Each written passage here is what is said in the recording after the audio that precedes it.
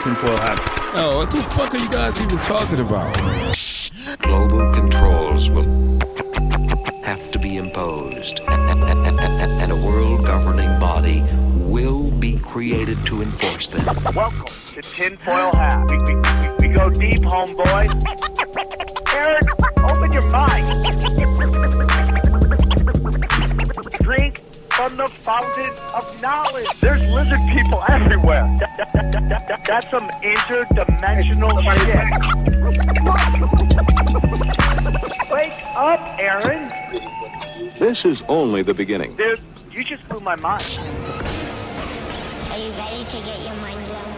Good morning, Swarm, and welcome to Tinfoil Hat. You know I am. You know I'm here to do. I'm here too. Join me as always, Xavier Guerrero and Juicy Johnny, J Nice, Johnny Woodard. How are you guys? Hola, guys.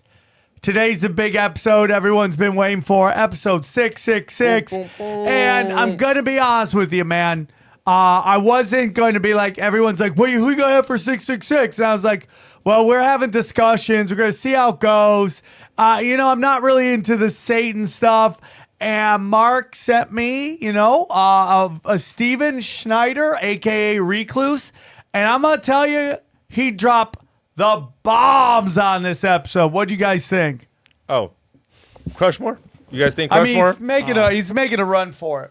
Dude, yeah. It's the beginning of the year, but that was up there. It's not really. It's some. I will just say this: have a notepad handy. Have a you're gonna want to take notes. Handy, because we're going deeper than you even know. Okay. I never think I've seen your head hurt so much before. Oh my God, dude, Johnny was recording you on the side. My brain was porridge by the end of this. It was hot porridge. Yeah. I just got annihilated. I'm being honest with you, man. It starts off dense, right? Like there's a lot of he's got to lay down a foundation that you got to be like, whoa. Your brain got gangbanged by one person. Basically. Yeah. That's what happened. Very uncomfortable. But guys, you're going to love it. Again, it's Recluse comes and honestly annihilates it. I could not have been happier with this episode. So if you want to see Sammy live, guess what? Daddy's coming to Reno. That's right. I got 4 shows. One May 4th, and then all the way to May 6th, I have 2 shows. Grab your tickets at samtripoli.com. Then Jacksonville, Mississippi. Then Baton Rouge and San Diego. And May 9th, Comedy Chaos, 2 shows. Enjoy Comedy Chaos while you can. Who knows how long it's going to keep going. LA's getting really weird right now, so enjoy it while you can. Grab your tickets while the phenomenon is still going. Again, premium content, rockfin.com, tinfoil hat, Zero, Conspiracy Social Club, all that for one price. Plus, we don't smoke the same. And first look at Broken Sim. The Cash Daddy Patreon is on fire. Patreon.com/CashDaddies is a great way to make money. Let your money work for you. Check out Howie Dewey's homies.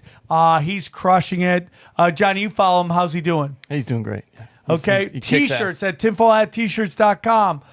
Gold and silver. Look at this. We are adding every shirt, and you can get in tie-dye now, too. We're also doing tie-dyes. Brown gas is a great way to stay young. Crystals from our good friend Harley Ray. Just use the promo code SWARM15. Buy gold and silver at Wise Wolf. Nuked Social, go nuke.social. And that is my social media company or my social media website. It will allow you to get on both of the telegrams for Tinfoil Hat and Zero. Then finally, all of my free content at samtripoli.com. Click any of the banners for the free audio.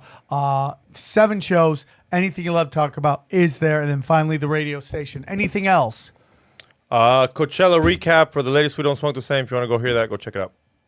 Okay, guys, prepare to get your mind blown. Dude, at the end, it is chaos. I hope you guys enjoy it. We go deep, homeboy. Aaron, open your mind. Drink from the. All right, here we go. You guys want a big 6-6? You got a big 6-6. We sat down. We brainstormed on topics and people. And here we got our winner. Very excited to have him on. He's a returning champion. He's been on the show before, crushed it. Researcher, podcaster. He has a podcast called The Farm Podcast. Please welcome Steven Snider, a.k.a. Recluse. How are you, Recluse? Doing well, sir. Thank you so much for having me back on this most auspicious occasion of 666. Yeah, we're very excited to have you on. People are excited about the 666. For me, it was like, okay, we'll do it. But we decided to bring out the big guns. Very excited to have you on. Thank you so much for joining us. Real quick, for those who don't remember you from your, or maybe our new listeners who didn't hear your last appearance on the show, can you tell us a little bit about yourself and where our listeners can find you? Well, you can generally find me at the Farm Podcast Mach 2 on most Google searches. That's MACHII for that. And then I was a longtime curator of the Visa blog, which is still up. And I'm also the author of Strange Series, The Parapolitical, Post-War, Nazis, Mercenaries, and Other Secret History, and A Special Relationship, Trump, Epstein, and the Secret History of the Anglo-American Establishment, both of which are available at Amazon if you are so inclined. And basically, I've also got my Patreon, the Farm Mach 2 Patreon podcast, or some combination of those words, which should turn it up. I've been researching now for over a decade. I do a lot of on-the-field research, and I also do a lot of archival research. So many of the things that I come up with are pretty unique. They're stories essentially that haven't been told before, like the one that I'm going to tell you guys today. So put a lot of effort into this, and hopefully you guys dig it. I'm very excited to have you on. I think we couldn't have picked a better guest for the big 666. I love that you said unique stories. Is there anything about you that isn't unique? I feel like everything you do is done in a unique way. Well, I mean, I was inspired to get into this after a mushroom trip I had in Colorado Springs, where I swear I saw 7-foot-tall gray aliens walking around the cafeteria with my fellow students while a fog machine was going on. So, I don't know that a lot of people got into this kind of research for this particular reason, but I'm also a gifted kid, which will be important in the context of the tale I'm going to tell you guys today. And in general, I just seem to have a lot of very strange experiences. I went into Asheville, North Carolina, just a couple of days ago to research William Dudley Paley, the World War II era fascist. I end up right across from this producer guy at a gas station who had produced one of my favorite shows as a kid, the USA version of Swamp Thing. Also knew this lady who had directed a documentary on Casadega, which is a place I went to frequently when I was growing up in Florida. Had a really interesting conversation about quartz and how time was an illusion with the dude. This is the kind of stuff that, generally happens to me pretty regularly. So I don't know. It's just, it is what it is. No, I love it, dude. I love it. It's like you were going to be a podcaster before there was podcasting. That's how I see it. You were destined to do this. You were destined to look up strange and unusual stuff. So, I think when everyone's 666, you want some satanic stuff, some dark stuff. But I'm going to ask you, what is the weirdest, darkest, craziest conspiracy that you've heard lately? Well, it's definitely this thing that these 4chan kids have been talking about related to the gifted program. What is it? The gifted and academic talented something or something, but usually it's abbreviated as GATE. All right. So around 2020, a lot of these 4chaners started looking into this stuff and just talking about the gifted program on the forums. And they found out that a shocking number of them have been in the gifted and talented education program, even though gifted kids are only supposed to be about 1% to 5% of the total population.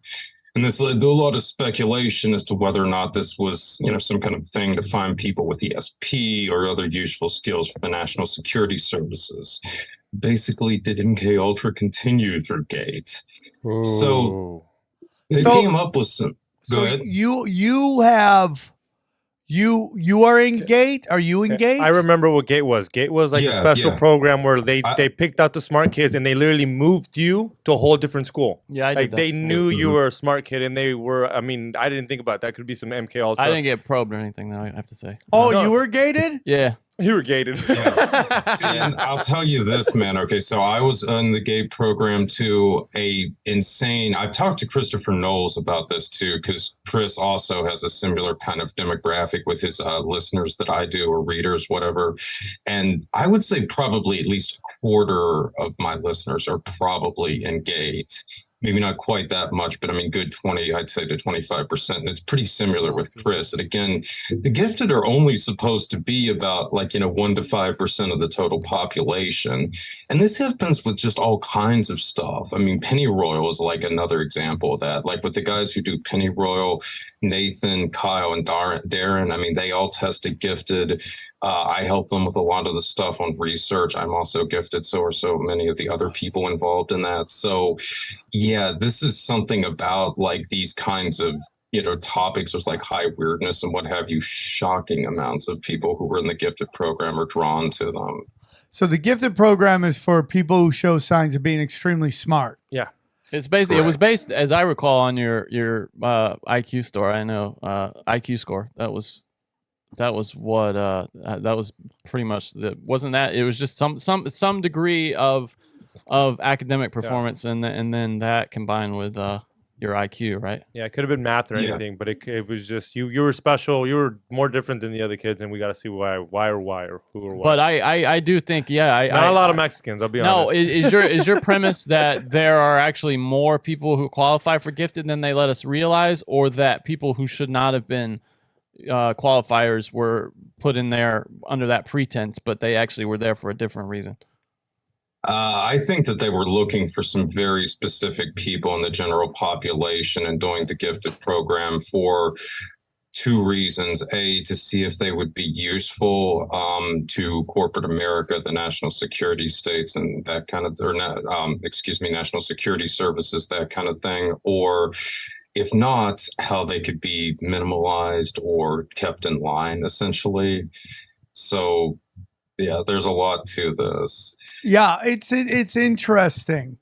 It's super interesting where you take children out of a normal situation and then you put them in some It sucked. I will say I went from having a great time at school to the worst 3 years of my life when I was. What'd they do? Butt stuff? No, just the teachers were just really, really shitty to you, treating you like you were in college. It was really, I didn't, the hardest schoolwork of my life, counting college, when I went to a really good school, was middle. No, I mean, North Carolina's great.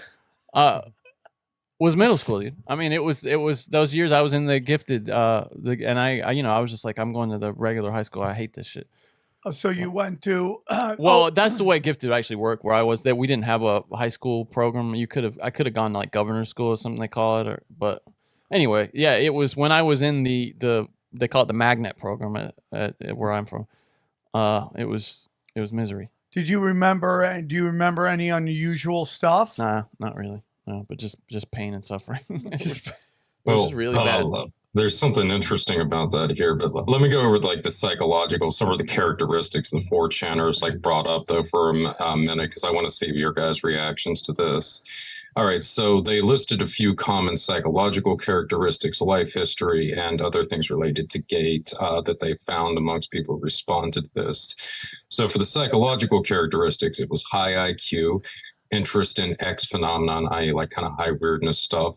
Personalities typically as INTJs, intuitive, interest in meme magic, memory loss, particularly of gate and tag programs, migraines, moral intensity / strong sense of justice, premonitions, and prophetic dreams. And then for life history, they had common issues of birth complications, being firstborn sons, early speech therapy, which if you haven't guessed already, I definitely hate. Near-death experiences, especially drowning, leniency from authority figures, late teens, early 20s, heavy drug use, also, which I fall into the category of. Jewish art student girlfriends, I never had that. Tendency to being followed, abducted, tracked, or gang stalked. And then for gate tag program characteristics, there was the whole Tavistock Institute oversight. Not sure what that was about. Rooms were windowless or windows were covered. This is for the specifically for the rooms you were instructed in or tested in. Hearing tests, problem-solving tests, Zener card ESP tests, and administered by special individual. So I can definitely confirm like a lot of this stuff when I was tested. They basically took us into like a windowless room. It was from somebody out of the school that did the testing, and the tests were incredibly bizarre. They were, I think I took them when I was in second or third grade, probably third grade, and they were just unlike anything I had ever experienced. They were not like kind of structured into one formal subject like you would do for kids at that age. They kind of combined a lot of different skills together in a very puzzling fashion. And I don't remember very much of it. And this is another thing that's really stood out to me in discussing this with a lot of other gifted kids, is frequently they have problems remembering a lot of the stuff that actually went on in the programs, and especially the testing and the nature of the testing for it. So how did you guys fare on that? It's funny you say that, because I recall being testing with one guy in a suit in a room. Exactly. Yeah. It's the same with me. He was in like what kind of a black suit? Or Yeah. I mean, I remember him having that is strange. Yeah. I mean, he could have totally been like a G-man type of thing for sure. Which in hindsight is odd. Yeah. Did you have like computer stuff with it too? I don't remember much. I remember it must have been paper, I think. But it was just a guy in a room. Yeah. In a room, John, you got molested by men in black, bro. And they erased your memory. You just can't remember. Yeah. Just remember. Damn, bro. I just remember AG being kind of shitty. Yeah. So this is like a reoccurring theme with a lot of this. People always have problems remembering like what went on in these gifted programs, the testing, just all kinds of aspects about it. I've often been told too that, a lot of times the kids had to read this kind of like really like high literature that had a lot of occultic themes, like what was it, Rimbaldi or something, Gargantuans. Oh, sure. I can't remember, but it was like where the agave stuff that Crowley kind of like later picked up originally came from. Some others just strange things like that. Johnny? I have no memory of that. No. Whoa. All right, guys, I want to tell you real quick about our friend James McMahon at Copy My Crypto. Let me tell you about Copy My Crypto. Crypto's been bumping. It's been doing really well. It's time to take a look at it and get back in. I want to tell you about all the money people are making, from ridiculous money from crypto, okay? But did you know you can do it too? It's really easy, really easy. You could do the same. The Copy My Crypto membership site shows you the coins that YouTuber James McMahon personally holds and allows you to copy him. It's like having a big brother who knows what he's doing. You don't need to know a thing about crypto or how to invest. You just simply need to do what he does. So let me tell you more about James. He runs the Crypto with James YouTube channel, which despite heavy censorship, that's something we know about, has more than 26,000 subscribers. Since March 2020, he's told his viewers to buy 26 crypto coins. Had you put just $100 into each one, that went on to be worth $123,000. Of those 26 coins, his top pick of the year, a coin called Phantom, went up 692 times from when he first named the thing. That one call alone has retired a number of people, including guys in their 20s and 30s. Remember, this is all public knowledge. You can go to YouTube and verify it yourself. Yeah, it's that simple. Just go YouTube, verify it yourself. So if you want to be like the 2,800 members who copy James, then stop what you're doing right now and head over to copymycrypto.com/TFH. That's copymycrypto.com/TFH. That's TFH, okay? You'll not only find proof of everything we've said here, but my listeners get full access for just $1, $1. Wow. $1, okay? So once again, that's copymycrypto.com/TFH, okay? The recession is here, guys. You can suffer like everyone else, or you can choose to thrive. James is the real deal. Go visit his site now. You know what this reminds me of? The Mickey Mouse group, the Mickey Mouse Club, where they have all these children come with these overzealous parents, and they just weed out everybody that isn't the best of the best. Now that you mentioned that, one of my friends got into it, and his parents were so happy. Like, oh, we got the smart kid, and then it makes us feel stupid because you're like, you didn't get in the gifted program in the gate, and you're right. They make the parents feel like, oh no, this is good for your kid. Yeah, it's good for him to be isolated from normal society. It's a great way because it's like everybody thinks data was just a new thing, that collecting data is new, but they've been collecting data forever. We've talked about it on the show about the Charles Manson, the Free Clinks, and Haight Ashbury. Mm-hmm. Those are data collectors. When you're a kid and they ask you, how many packs of cigarettes do you smoke every week? You always be like, 10 packs of cigarettes. And you thought they'd fuck it all up, but they would throw it out. But that's data collecting. So what happened is you two obviously checked all the boxes for... No, but I think they got deeper than them. They just went maybe to the first phase, and then they didn't pass that second phase. Well, I mean, how they start phasing it down to exactly we who don't they know want. If Recluse, or maybe, yeah. If how far he went. Fortunately, my parents kept me out of the program, actually. So I didn't get the experience of going through all of that, and I've often wondered how much that later affected my future. A lot of the other guys, people in general who went through it, seem to have gotten a lot of protection from the authorities. I got a record though, so what? I know for sure Ted Kaczynski would have been joining you guys on that gate program if he would have been born like later, like these times. Yeah, Ted Kaczynski would have been in there instead of MK Ultra. 100%. Yeah, but a lot of these guys would be. We're going to talk about him actually in a little bit. Oh, snaps! So where did it start? Like where did this gate program start? All right, like a lot of things, our story begins in California, and I got to start out by talking about the occult. And specifically, I've got to talk about the Theosophical Society. So I'm going to give you guys a little quote here from an excellent book called Southern California, an Island of the Land by Carrie McWilliams. This is actually the main book that was the source for the Chinatown, the Jack Nicholson movie.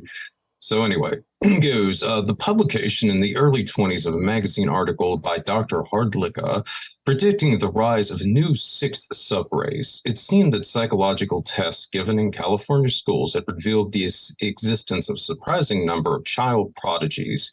Ergo, California was the home of the new subrace. Once this revelation was made, writes the biographer of Annie Besant, theosophists all over the world turned their eyes towards California as the Atlantis of the Western Sea.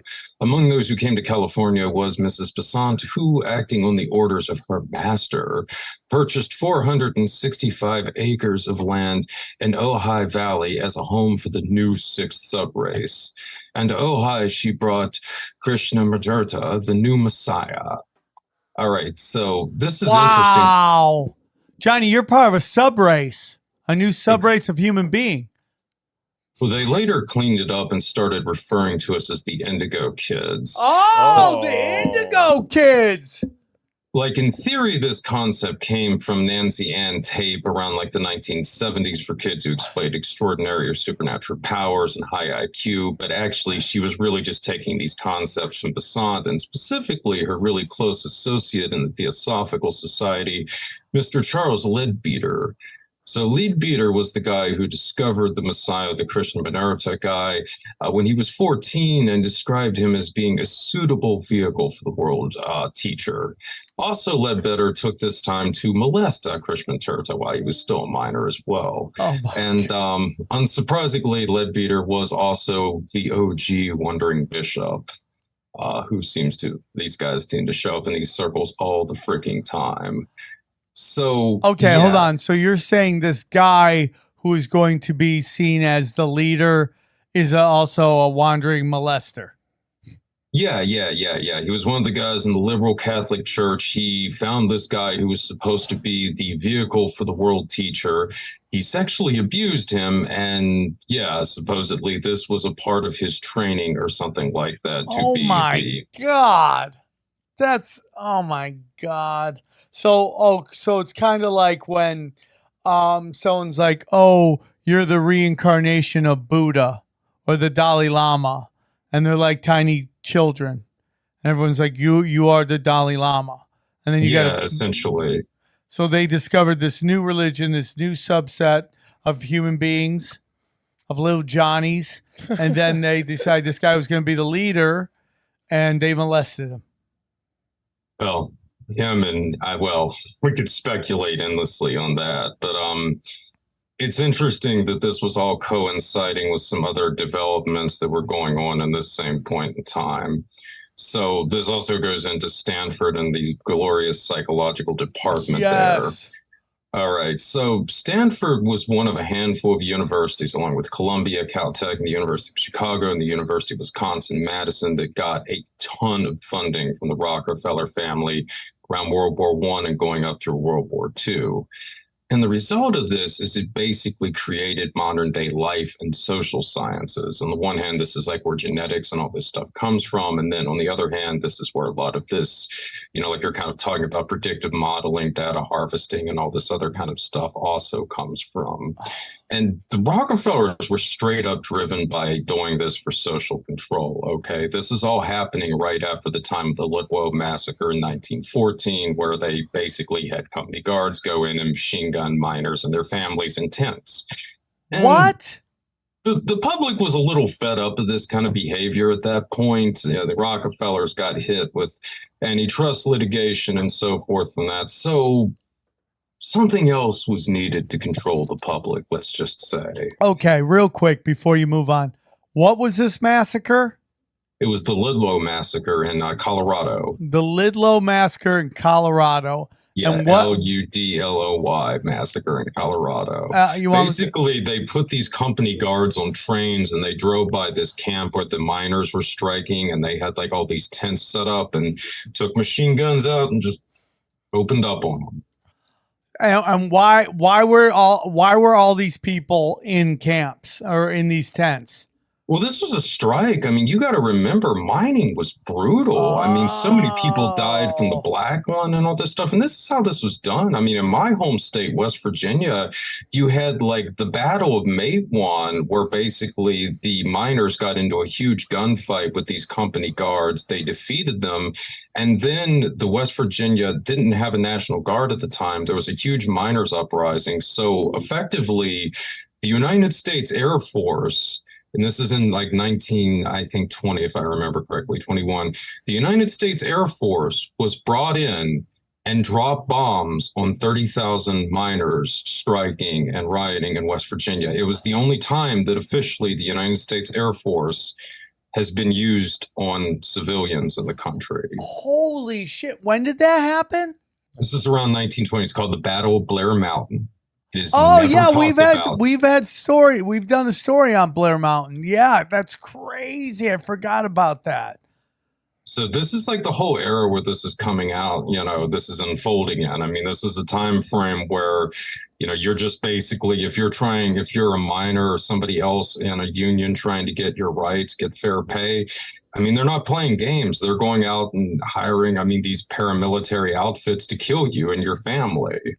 And if that doesn't work, they were even bringing in the regular military to do that. And eventually it really got to be a thorn in the side of the public. So that's crazy. A lot of things came out of the Blair Mountain War, the War of Blair Mountain. A lot of employee rights came out of there.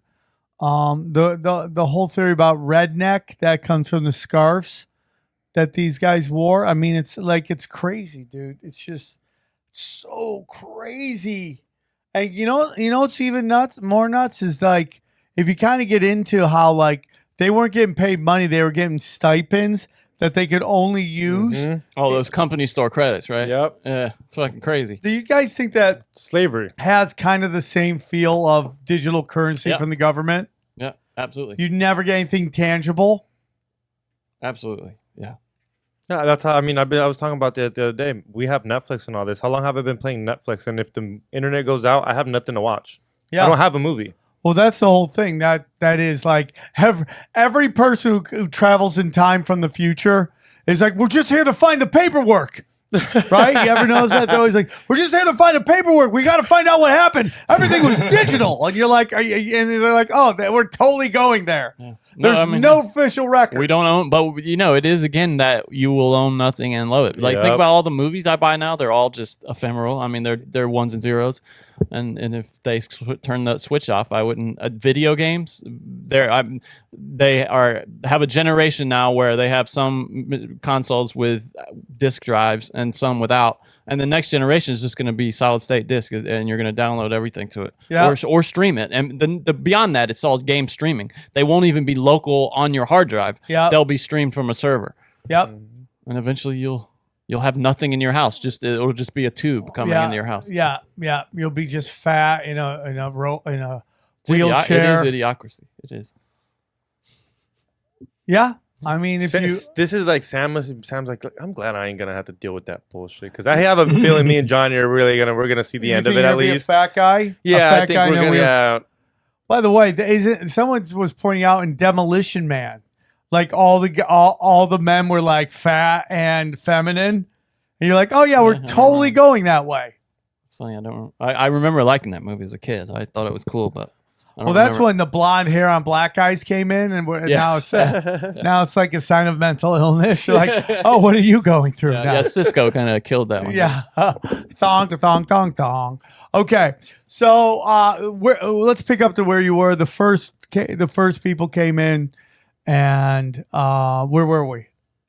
Oh, okay. So anyway, like the Rockefellers are subsidizing like all these colleges and what have you to come up with like more effective ways of controlling the public at large and what have you. So Stanford's getting a lot of money for this. And one of the big guys who's based out of Stanford who heads their psychology department is this guy called Lewis Terman, who would subsequently become a member of the Rockefellers, National Research Council, and all this other stuff. So he is very interesting. He was a diehard eugenicist who absolutely idolized Sir Francis Galton, who was Darwin's cousin.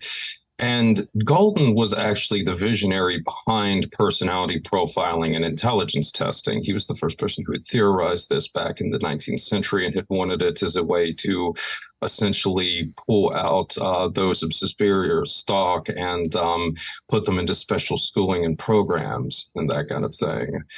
So anyway, Terman ended up developing the first widely used intelligence test, which was the Stanford-Binet test. And anyway, during World War I, he is brought into the U.S. military to work in the research division and what have you there. And what they end up doing is administering intelligence testing to a good chunk of the troops in the U.S. Army at the time. It was a couple 100,000 of them. And this is the first time that intelligence testing has ever been done on a large scale in human history. And they had two types of tests for this. One was called the Army Alpha test, and the other one was the Beta test. So most people were given the Alpha test. If you flunked it, you took the Beta test. But if you already seemed to be a little slow, they just started you out in the Beta test. And this categorized Beta test, please. This categorized people into four different categories: A, B, C's, and D's.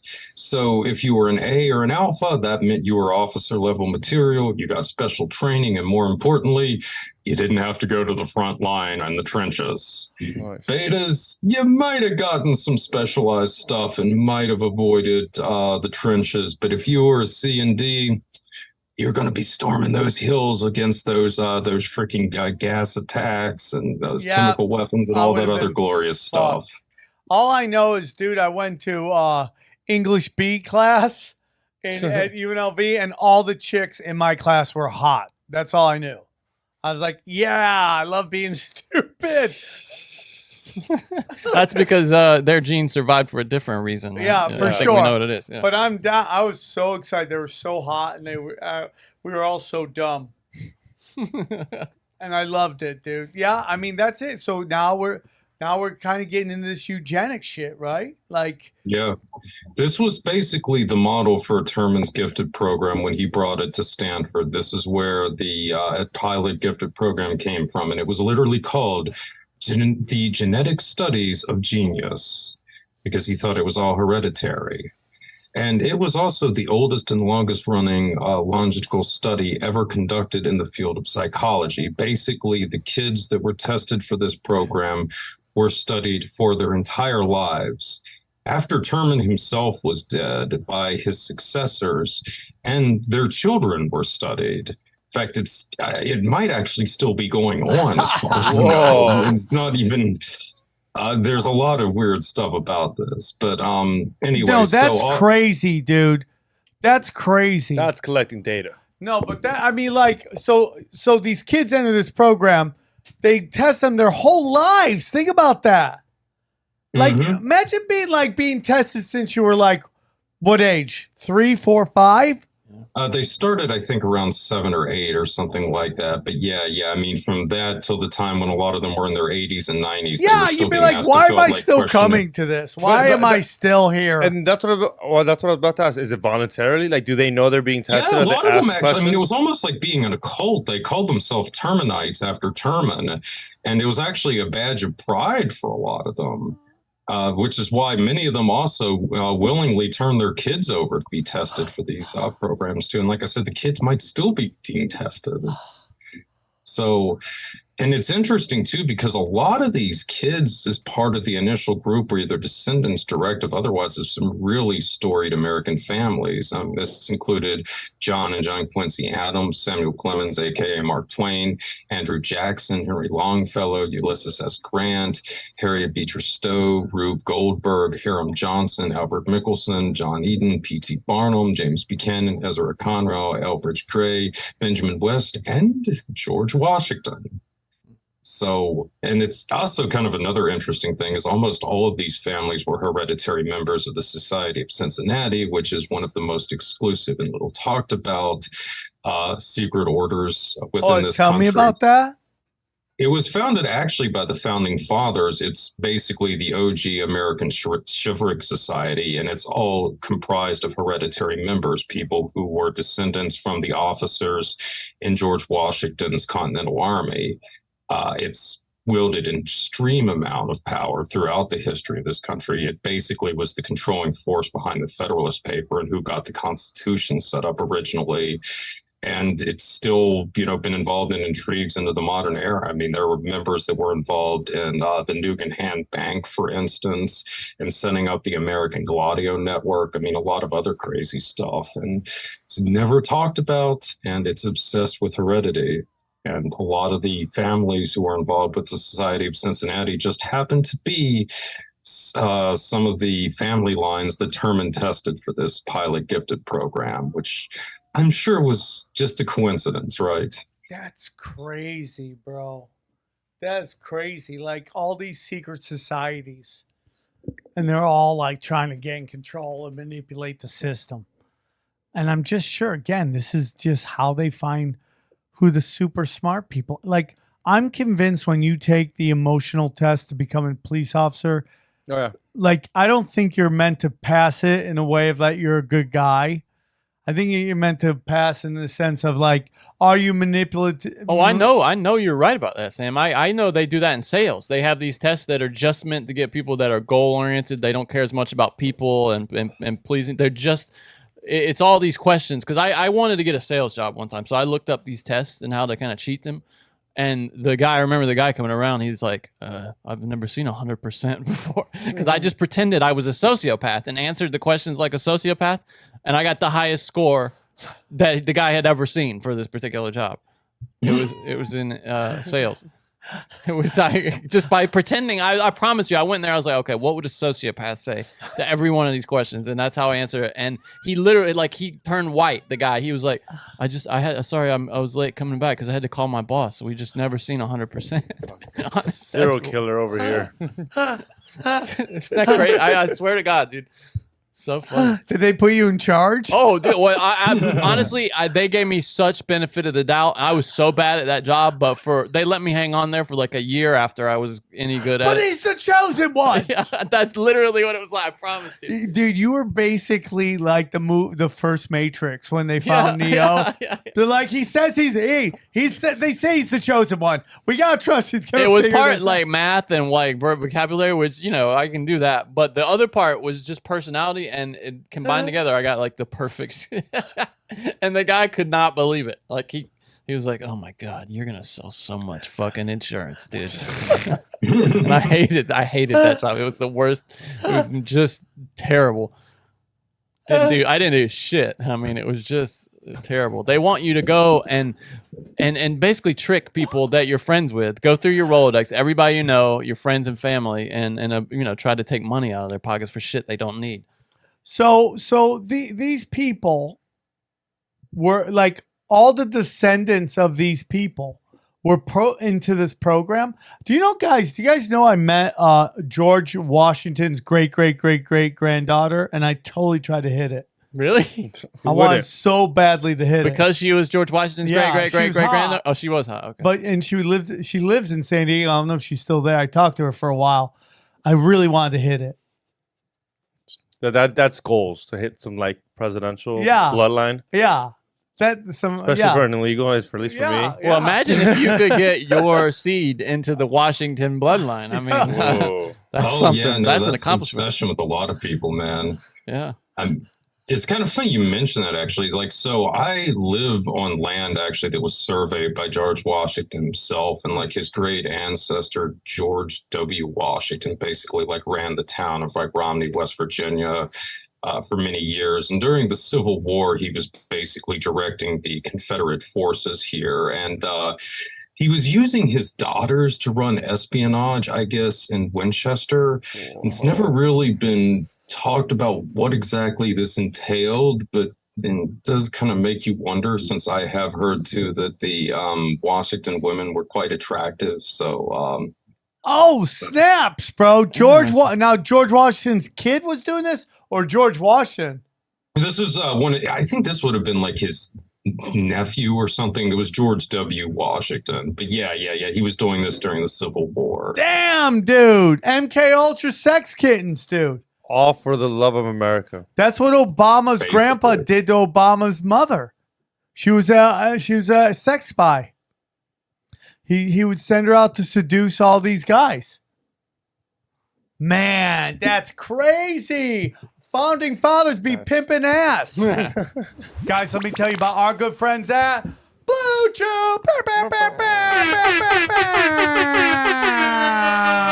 Let me tell you about Blue Chew, everybody. Let's talk about sex. Let's talk about getting in them good.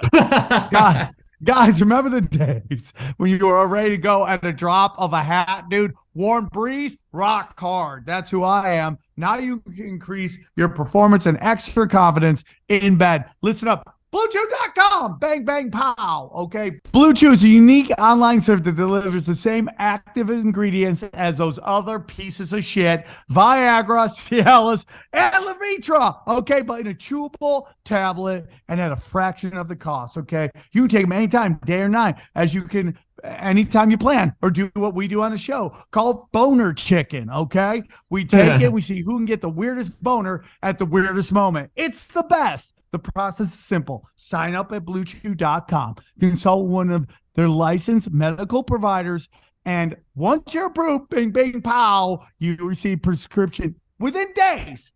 Within days. The best part is all done online. So no visits to the doctor's office, no awkward conversations, no waiting in line at the pharmacy, no more hoping that the chick with a fat rack knows why you're there, okay? Comes to your house, and with me, just like me, I do a whole presentation when the mailbox, the UPS guy or the postman comes up. We do all this whole thing with the horns and fireworks where the Blue Chew is coming. It's awesome. Okay, so Blue Chew tablets are made in USA. USA. American boners for American ladies or American dudes, if that's what you're into. We don't judge here, okay?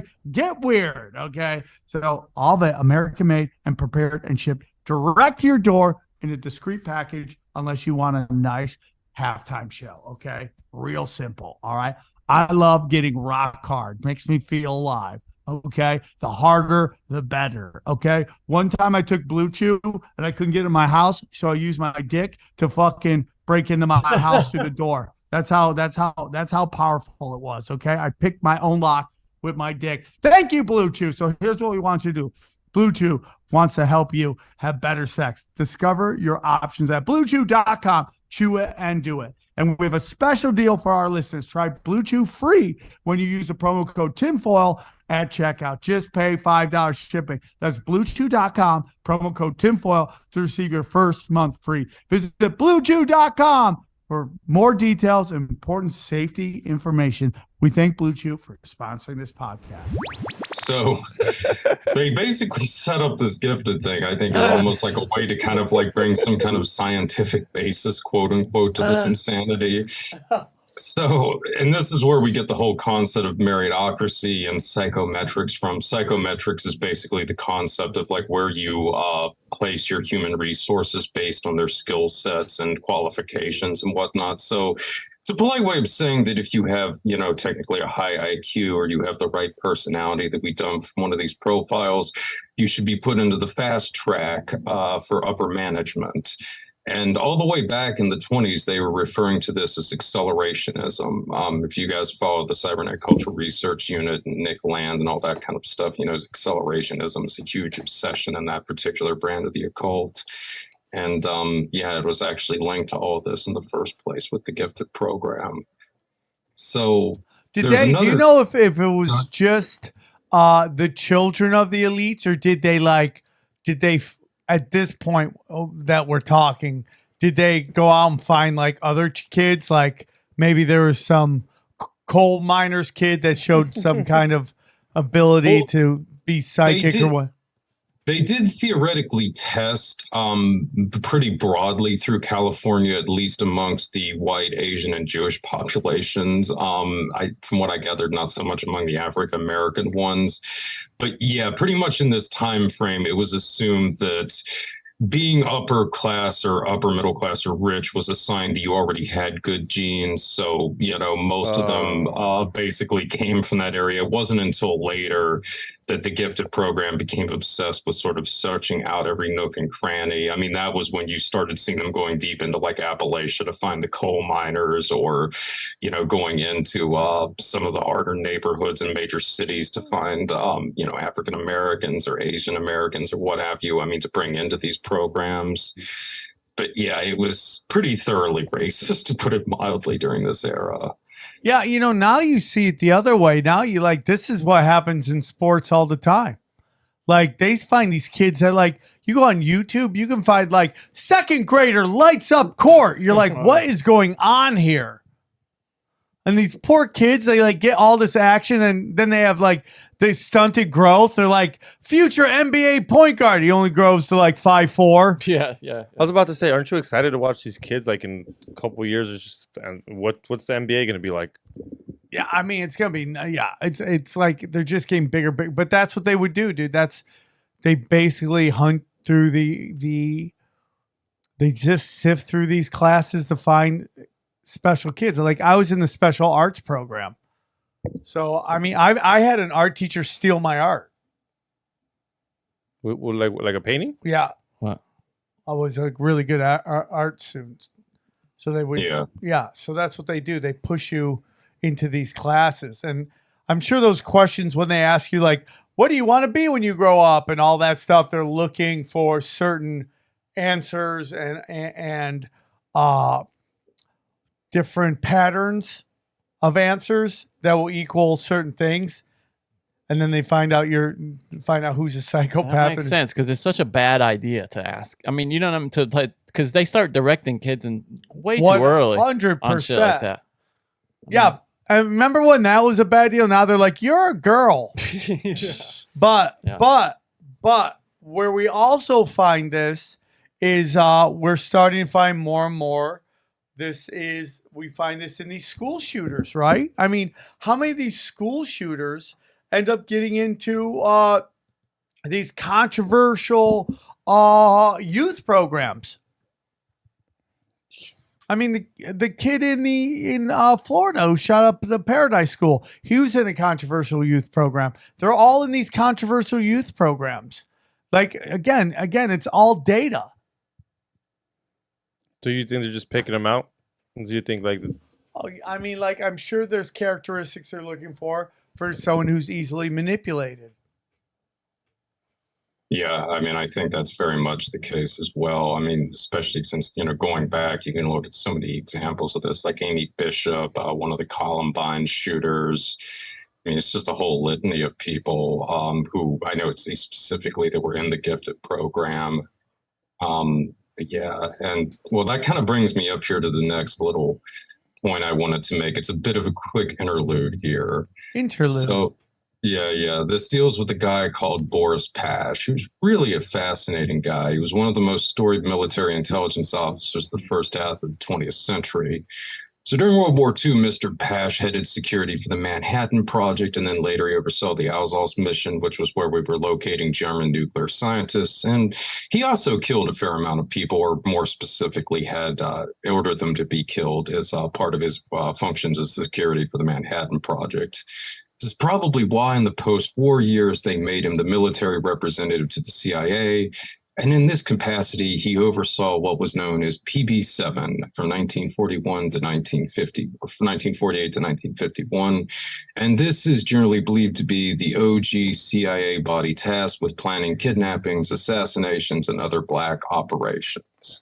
After that, he helped you set up the U.S. Army Special Forces, who basically are the primary unit to carry out these kinds of functions.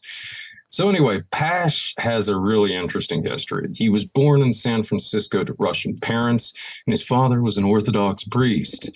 So they returned to Russia shortly after World War I, and Pash goes into the revolution as a cavalry officer, I believe, with the White Forces.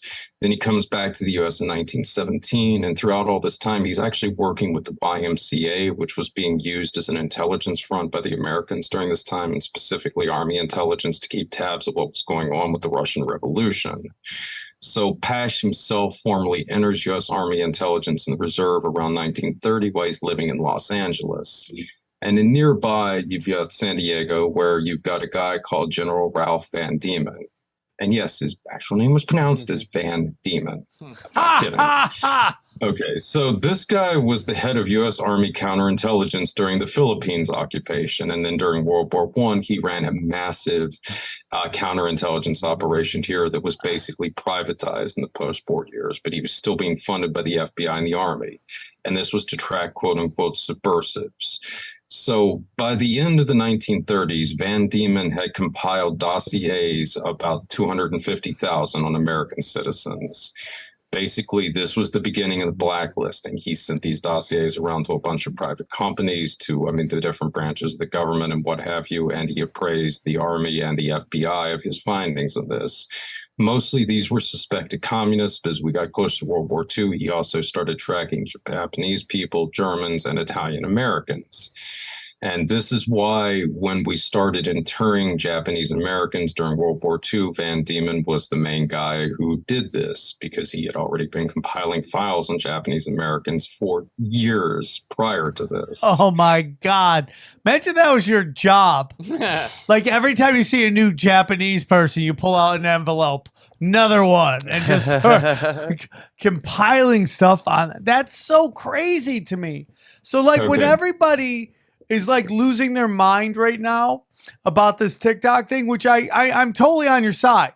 It's ridiculous. But just know they're already doing this. This is just to clean up any legalese that gets in their way. Now they have to kind of go around and do it, but they're doing it because they've been doing this forever. The Germans were obsessed with paperwork. They have everything documented from Nazi Germany. It's part of the reason they were so easy to prosecute after the war, is because they documented everything. The exact times they killed people, when they rounded them up. It's just astonishing, the paperwork. If you go and look at it, and they're like, oh, yeah. Do you think they had a lot of whiteout? Yeah. Just the fires were used at the end, actually, just for burning paper. Actually, a lot of this came from Van Diemen. He was actually the first one who really started to keep a lot of these major clerical records on subversives and all this stuff back when he was heading counterintelligence in the Philippines after the Spanish-American War. They had a shit ton of just files that they had compiled on everybody for this. How were they organized? Were they? I'm curious about that. Were they? I think it was proto punch cards, and then later they started putting them on the punch cards. I think it's all correctly. The books behind him right now. That's actual. Have you read all those books? That's a lot. I have. Oh my! What's a rough estimate Of what? how many books you got behind you? You're not even seeing like all of them. I mean, I've got off to the left there like a full wall of like multiple bookshelves full of books. I mean, and this is just my nonfiction ones. It's not even counting all my fiction ones and what have you. That's wild, dude. That's wild. Is that how you picture your house in the future, Sam? One day Yeah, after all the but books you I'd buy? be like, I've read none of this. I just have all these books. I do love buying books. I love buying books. Like, oh, new book. Put it on the shelf. Someday, I'm with you, dude. when I'm old and I got nothing going on, I'm going to tear through these. I wish I could find the time. I would love to know how he finds the time. No, well, dude, look at him. He looks like a supercomputer. He can just like stare at it. Do you read really quickly? Actually, I read a lot when I'm on the stationary bike while I'm working out. So, you combine your workout routine with reading books. That's usually the best way to go. Kill two birds with one stone. That's efficient. How do you do that? It's going to be hard, Will. So you're trying to, Will. Someone's like choking you out. Yeah, but I mean, even when you're riding on a bike, it's just like you're going to get motion sickness not going anywhere, bro. I just don't even know how you really are a supercomputer. Seriously. This stuff's nuts, dude. It's just like it's so funny because you're like, there's so much data. Like they're doing so like if you think about all the data that the CIA and the FBI has on you, right? All this data. Like who's reading it all?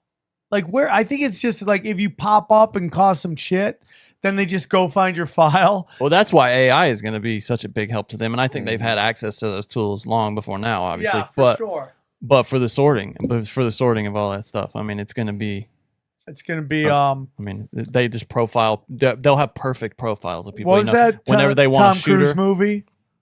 Oblivion? Or no, that wasn't him. What was the one where the Minority Report? Minority Report. Yeah, that's where we're going to. Minority Report. Absolutely. Yeah, it won't be like that. It won't require precogs, but the precogs will be artificial intelligence that can just crunch all the variables and say, "Hey, you might want to look at this guy. He's going to kill his wife, in 3 days or whatever." I'm pretty sure they'll go after like our merch. Somebody wearing some of my merch, somebody like get rid of that. Yeah. Or like this guy maybe wants to shoot up his school. Let's let's use it to our benefit. Well, isn't that already happening? Somewhat, even if someone makes a joke, they go and they. I think so. It's crazy. All right, where were we? Sorry, we go on tangents. Oh, you're fine, man. All right, so just one of those few other points I wanted to make about Boris Pash here. So, as soon as this guy is activated into regular military intelligence in 1940, the first thing that they have him do is help Van Diemen round up the Japanese Americans in these internment camps, and that indicates to me that he had probably been working with Van Diemen throughout the 30s. And from his travel records that I got from the Hoover Institute, he was definitely making regular trips to San Diego during this time that the internments were going on. However, it's interesting to note that throughout this whole period from 1940 up to 43, when he was directing the Manhattan Project, his base of operations was in San Francisco at the Presidio, which we'll be talking about more later here probably. And the other thing about Pash that's really interesting to point out, so from about 1925 to 1940, during this interwar period when he's probably working with Van Diemen as an unofficial source in the reserves, his day job is working as a PE teacher in Los Angeles. And specifically, he's working at Hollywood High School, where multiple kids were tested for Terman's gifted program. One of them, for instance, was Norris Bradbury, who would go on into the Navy Reserves and work on the freaking Manhattan Project during World War II. Whether or not he knew that Pash was his old PE teacher, I don't know. But it's really interesting that just, one instance here, this gifted kid ended up working with his old PE teacher in the Manhattan Project. And Bradbury, he also went on to oversee Operation Crossroads, Sandstorm, just all kinds of other insane stuff. Damn. He was the head of the Los Alamos National Laboratory for many years until 1970. So this that's the high school right over here with Jack Ritter on, or whatever his name is. Yeah, a lot of prominent people, a lot of celebrities and what have you came out of Hollywood High School, especially, pretty much continuously, but especially in this time frame between 1925 and 1940. So you've got this Army intelligence officer who later goes on to head the CIA's Assassination Bureau, working there as a high school PE teacher. That is While crazy, they're also bro. giving these Wow. intelligence tests there. Mhm. That is crazy. See, that's what people don't understand. Like, these intelligence agencies have infiltrated everything. Did you guys see that one of the Fujis came out? Not Praz, yeah. Praz came out. He's an as, FBI informant. Unbelievable. Is that crazy? It was, I think Isaac Weiss made the point of, no wonder Lauren Hill, felt like she was being stalked or whatever by the FBI. She was. She was not being stalked. She was touring with them. Yeah. Unbelievable. Well, I mean, like, I don't get into it, but I've talked about who I like. I have real beliefs in some of the people that might be FBI informants within the comedy community. What? Amen. Yeah, for sure. I'm not going to say names. And when you say that, do you think they were FBI agents before and they No. became comedians, or they got some comedian? We're like, yo, we'll help your career Yeah. out. Just Yeah. give us some inside scoop, Yeah. and there you go. Yeah, 100%. 100%. Yeah. You could do the math. It will when you start looking at how they rose and who rose and all this stuff, you start going, that doesn't make any sense. They've infiltrated every single comedy movement. Every single comedy movement in the last 20 years, they've been a part of it. Right in the center of it. What do you mean by that movement? Every major comedy cultural movement in the last 20 years, this person has been pretty The person. I thought you meant the FBI. Okay, no, so wow. this person has been the center of it. Of the last how many years? I'd say minimum 15. Well, I mean, it's not just that. I mean, really, a lot of just, major artistic movements, genres, and what have you. And well, see, that kind of brings me up to another one of the really famous Terminites, who was L. Sprague de Camp, the legendary science fiction writer who was educated at Caltech, which was another one of those Rockefeller schools. So, okay, here's the thing about this guy, and I mean, this sort of milieu around him that's really interesting. So he rose to prominence in John W. Campbell's Astounding magazine, which also featured a lot of stories from Robert A. Heinlein, Isaac Asimov, and L. Ron Hubbard. And all of these guys ended up working for the Navy during World War II. DeCamp joined the Navy as a reserve officer shortly before the war broke out, and he was assigned to the Philadelphia Naval Yard, where he conducted research there. And he ended up there with Heinlein and all these other guys. And basically, Robert A. Heinlein was tasked by the Office of Naval Intelligence to go through the science fiction and fantasy writing community to basically gauge unconventional responses, quote unquote, to the needs of the war. So it was just like the science fiction community. You're talking about a lot of like the really heavy hitters here. These guys were all working with the Navy during the Second World War. Dude, that is so crazy. I mean, and you basically see where like military intelligence has infiltrated almost everything today, modern. So many brat pack, so many military brats are really big in the entertainment industry and everything like that. It's like you see it everywhere. It's so crazy how prevalent and how long this has been going on. It's not. And I mean, you can just kind of see it, I think, beginning with a guy like Pash, working, in Hollywood during this time, because again, he's got access to the sons and daughters of all of these prominent actors there. I mean, the people that would go on to become major celebrities. It's just nuts, man. Yeah, it's crazy, dude. But okay, so with DeCamp, just a couple other things about him. So he also ended up contributing to Voice of America in the post-war years, and also did work for the U.S. Information Agency, both of which have been used by the CIA and the DoD for psychological warfare purposes. He befriended good old Jack Parsons in the post-war years as well. Supposedly, this was to do research for a book he was working on. He later had a character that was based on Jack Parsons called Courtney James in A Gun for Dinosaurs. But again, this is the same time L. Ron Hubbard was supposedly sniffing around Parsons on behalf of the Office of Naval Intelligence. So it might have been related to trying to suss out whether or not Parsons was a communist, which he'd been accused of at this time. DeCamp. Holy shit, dude. You just blew my mind, bro. You How just blew so? my mind. I mean, could Scientology be a military intelligence operation? You're just now coming to that conclusion. It's basically based on cybernetics, man.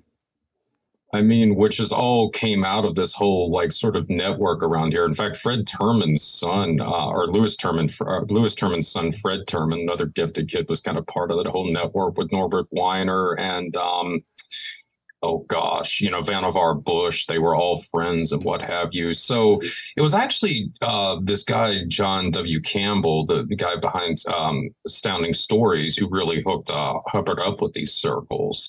Because originally when he had started to conceive of Scientology, it was just this basic, theosophical mush. And then Campbell introduced him to cybernetics, and this is where Dianetics came out of. And originally they had actually gotten some support from the cybernetics community when they were trying to push it in the early years. But yeah, I mean, if you looked into cybernetics, again, it's all about social control. It's basically literally the study of control systems. I mean, how you can develop all of this, for machines, for animals. So, yeah. Crazy. Whoa, dude, that's insane. So is it possible that L. Ron Hubbard was like an FBI plant, like a naval intelligence plant to infiltrate all the? I mean, it sounds like you've come to this conclusion a long time ago. I'm just hearing about this, so but it's like, wow, dude, that's crazy.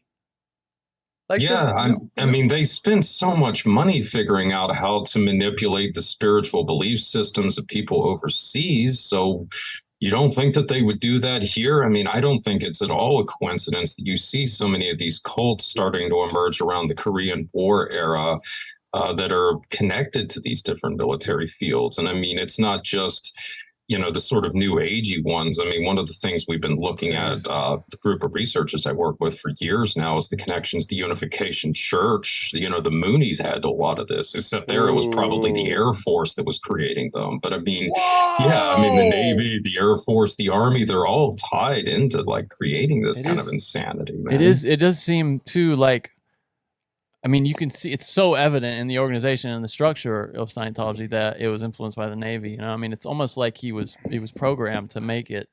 Mm-hmm. Well, you also go, like the Navy. Okay. Well, I mean, really, if you think about it, science fiction is basically a propaganda form of the Navy's now. I mean, just think about all the science fiction franchises. Everything is modeled along the structure of the Navy. You know what I'm saying? This, the head of like a spaceship is always the captain. They always have Navy ranks. Starfleet, like Star Trek. Mm-hmm. Yeah.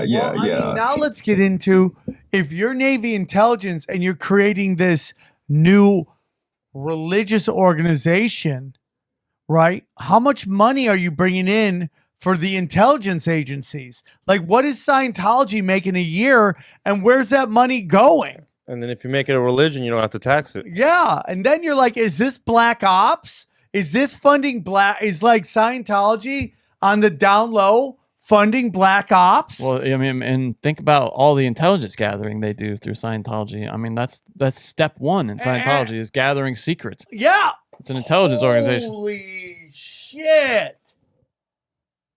666. No.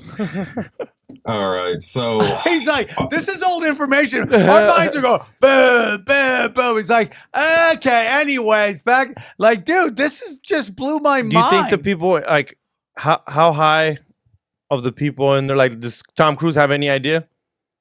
Yeah. You think he's in on it? 100%. He's benefited from it. Sure. I mean, think about it. No wonder they've been allowed to skate on so many legal matters. 100%. I mean, no wonder. Like, where else have we seen that? Charles Manson, right? I mean, this guy worked. Miscavige, I mean, just beats the shit out of everybody, apparently, and abuses, people from the top to the bottom, and has skated on it consistently. Whoa. Data collector. And their techniques for harassing people who are trying to leave. Yeah. Well, I mean, you can't forget the 9 too. I mean, the whole thing with Andrina Puharic, because that's basically the whole, philosophical / spiritual context behind the entire Star Trek franchise. And I mean, I've actually found a lot of stuff that Kubrick was being influenced by this kind of stuff too. I mean, it really ties in a lot to like 2001 and what have you. So, I mean, that's just, and again, you know, this probably came out of a Navy program called Project Pelican. So, and I mean, at a minimum, I mean, when Kubrick did the quote, or excuse me, Puharich, Freudian slip there. When Puharich did the seance that changed the world, he was literally working with the Pentagon Psychological Warfare Division. So, oh my, hold on, dude. What do you mean the seance that changed the world?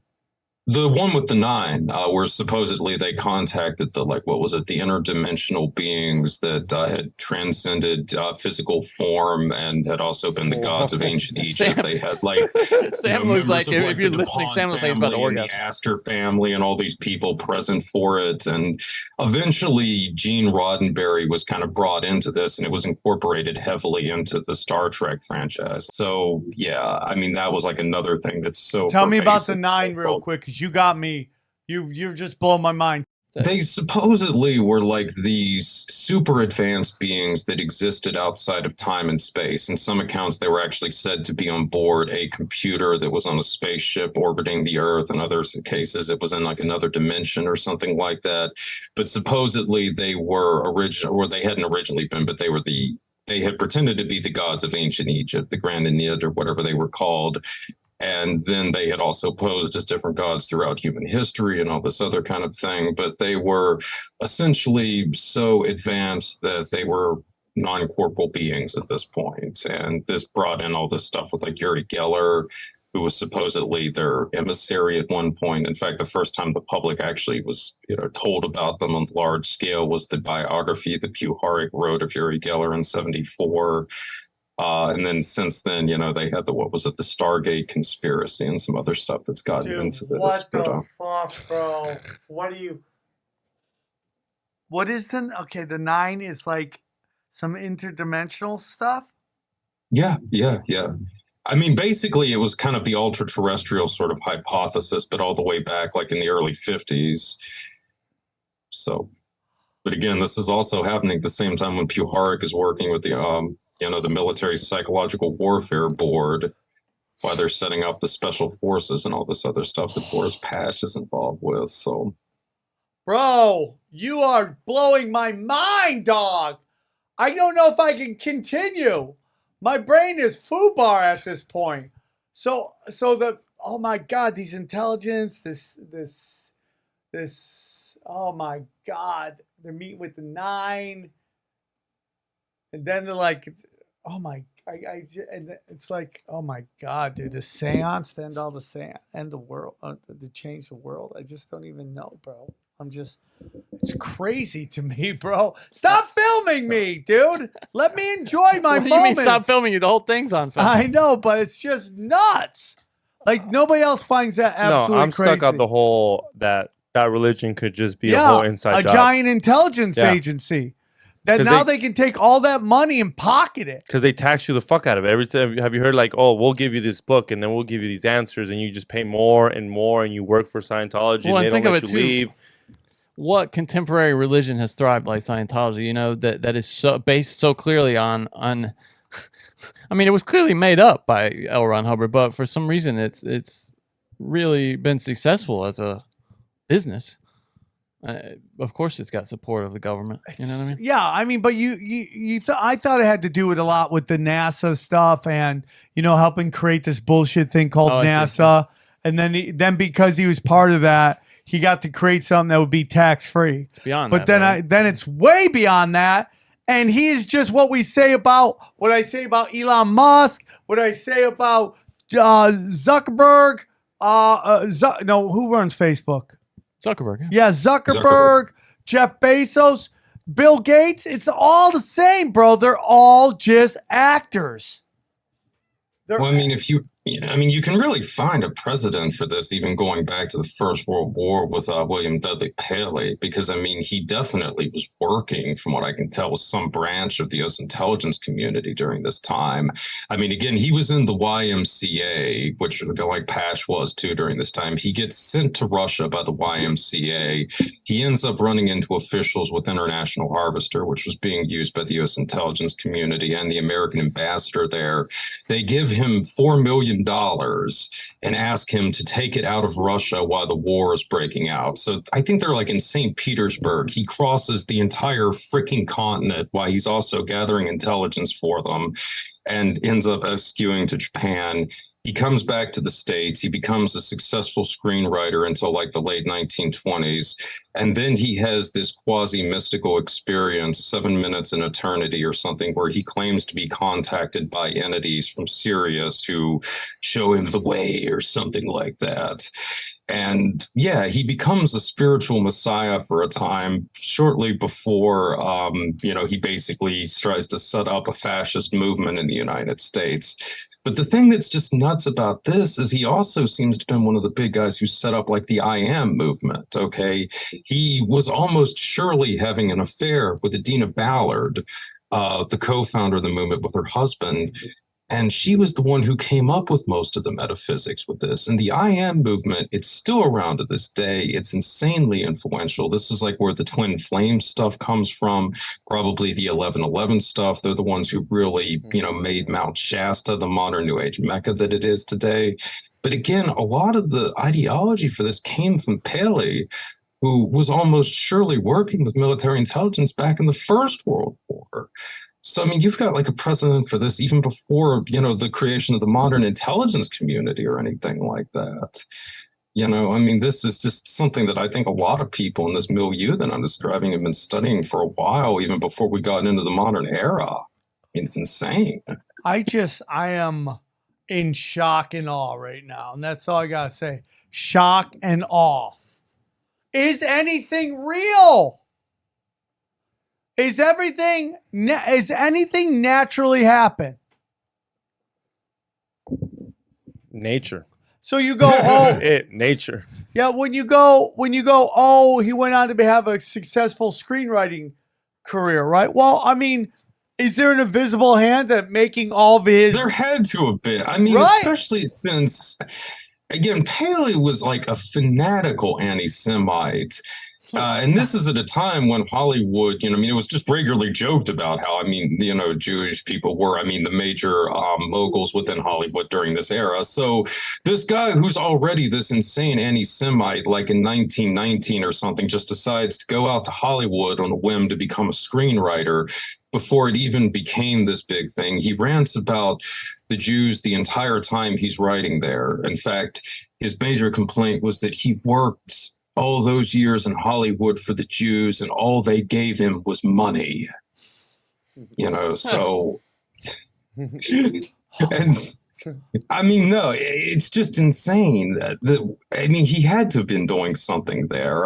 Playing some kind of an act or something. It just doesn't make any sense. Like, oh my God. Sam's brain is just melted. It is melted. It makes me wonder what is real.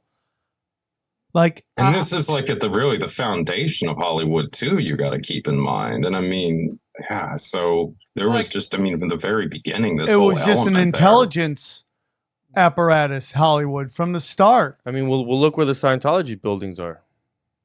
Yeah, prime real estate. Yeah, how do you get that? Well, they buy up everything that any building that goes for sale. Scientology comes and buys it right out the gate. But yeah, this is all making sense right now. Makes me want to go into that building more. Look at like how Scientology operates. That's crazy, bro. Have you seen their new? Okay, shut up, XG. Yeah. Enough with our minds being blown.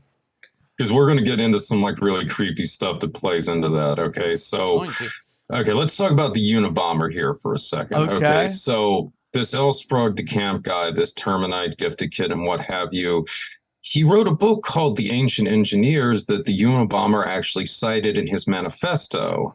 And as I said before, the Unabomber was also a gifted kid. In fact, he was involved in one of the later programs, and he was also, I believe, tested by Timothy Leary's mentor, ironically or not. So anyway, DeCamp was actually later consulted by the FBI over the potential influences that his writings had had on the Unabomber's thinking. And this is really interesting in light of DeCamp's dear friend, Robert A. Heinlein. So Heinlein wrote a series of novels starting in 1970 around this character called Lazarus Long. The first book was called Time Enough for Love. So Lazarus Long is an immortal human being whose long life is the result of a hereditary experiments that were begun around World War I, in which individuals were chosen from select families with unnatural long lives and other desirable characteristics such as high intelligence and good looks, and they're basically put into a breeding program to produce superior human beings. So Heinlein would later incorporate almost all of the characters from his really famous works like Stranger in a Strange Land and The Moon is a Harsh Mistress into the Lazarus Long books. But he also started bringing in characters from other people's fiction. And one of the big sources were characters from L. Frank Baum's Oz books, which is really interesting because Terman's kids love the Oz books. These were some of the books that they read most widely from what they were able to tell in the extensive studies that they did on this. And if you know a lot about the sort of rumors about, programming and stuff like that, the Oz books show up a lot. So I was quite surprised to see this, but then again, when you sort of think about the stuff with Heinlein, and I should probably point out too, in the Lazarus Long books, it's just filled with incest and pedophilia, because that's basically how these hereditary genes are passed on. In fact, at one point, Lazarus Long actually goes back in time and has sex with his own mother to become his father. I'm not making this up, unfortunately. He has himself cloned as a female so he can fuck himself. Okay. In his books.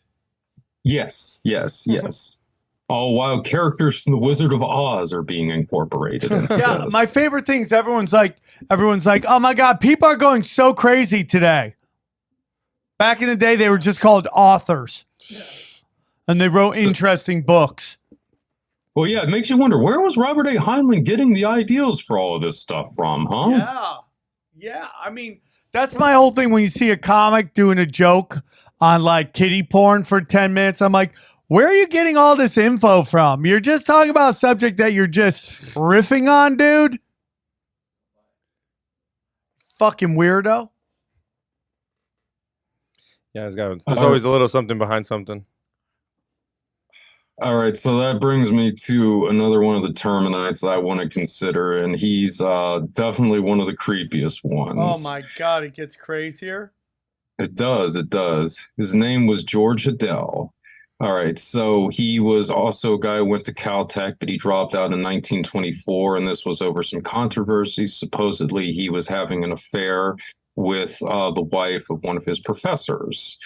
He also grew up in Pasadena, which is where Jack Parsons is from. Hadell was a little older than Parsons. I don't know if they actually knew one another, but they definitely seem to have traveled in a lot of the same circles.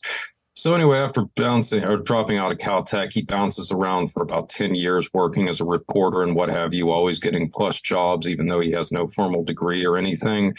Anyway, he goes back to school in 32, becomes a licensed physician by 36, and he's appointed to the Los Angeles County Health Department on social hygiene in 1938, and he's made the head of the whole freaking department by 1939. Who's this sound like? Jeffrey Epstein, right? Yep.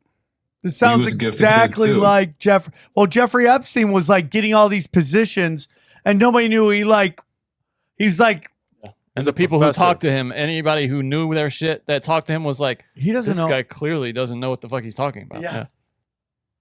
So Hadell joins the United Nations Relief Rehabilitation Administration in 1945. They make him the chief regional officer for all of China while it's in the middle of a civil war. And they also make him into a 3-star general. And this is when he has like no military experience at all.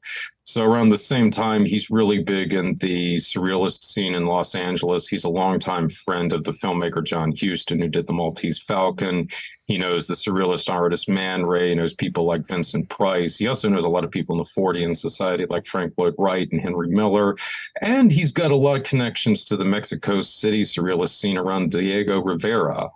So he leaves LA in 1950 for Hawaii, and then he ends up settling in the Philippines a couple of years afterwards. He's in the Philippines to 1990 until he comes back to San Francisco for a decade before he dies. So Mr. Hodel likely abused his own daughter, Tamar Hodel. He was tried and acquitted of these charges in 1949, but that was after an intense media smear campaign. Tamar later became kind of a surrogate mother for Michelle Phillips of the Mamas and the Papas, and it was Tamar who introduced Michelle to her future husband, John Phillips, who incidentally also would sexually abuse his own daughter. Anyway, a lot of evidence has come forward in recent years implicating George Hodel as the murderer of Elizabeth Short, who's more commonly known as the Black Dahlia. Whoa! In particular, there have been tape recordings held by the Los Angeles District Attorney's Office from bugs that were planted in Hodel's residence, where he pretty much all but confesses to murdering Short. And that's probably not the only person that Hodel killed. He was probably involved in several other murders in the LA area and possibly other regions of the country, and possibly also in the Philippines as well. So there's some other suspect things about George Hodel. He was investigated 3 times by the FBI, once during his Caltech time. And this was probably because he was in the Severance Club, which was a far-left outfit suspected of holding communist sympathies.